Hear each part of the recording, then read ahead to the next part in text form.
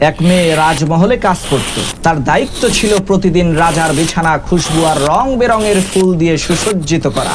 একদিন সেই মেয়েটি চিন্তা করলো, আচ্ছা, এত নরম তুলতুলে বিছানা, কি সুন্দর সুন্দর ফুল আর বাহারি ডিজাইনের আসবাবপত্র দিয়ে সুসজ্জিত এই আলিশান পালঙ্কের মধ্যে শুয়ে রাজা না জানি কত মজা পায়, কত আরামই তার লাগে। এই চিন্তা করতে করতে সেই মেয়ে একটু পরীক্ষা করার জন্য ওই রাজার বিছানার মধ্যে শুয়ে পড়ল।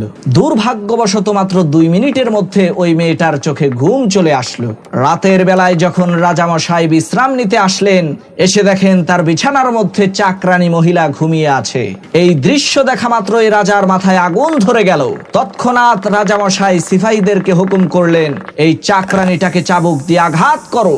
রাজার কথা অনুযায়ী সিপাহীরা ওই মেয়েটাকে ধরে এনে চাবুক দিয়ে আঘাত করতে লাগলো। আশ্চর্যের বিষয় হলো, যখনই মেয়েটাকে চাবুক দিয়ে আঘাত করা হতো, ওই মেয়েটা আঘাতের যন্ত্রণা সহ্য না করতে পেরে জোরে জোরে চিৎকার করে কান্না করত। পরক্ষণে আবার খিলখিল করে জোরে জোরে হাসা আরম্ভ করত।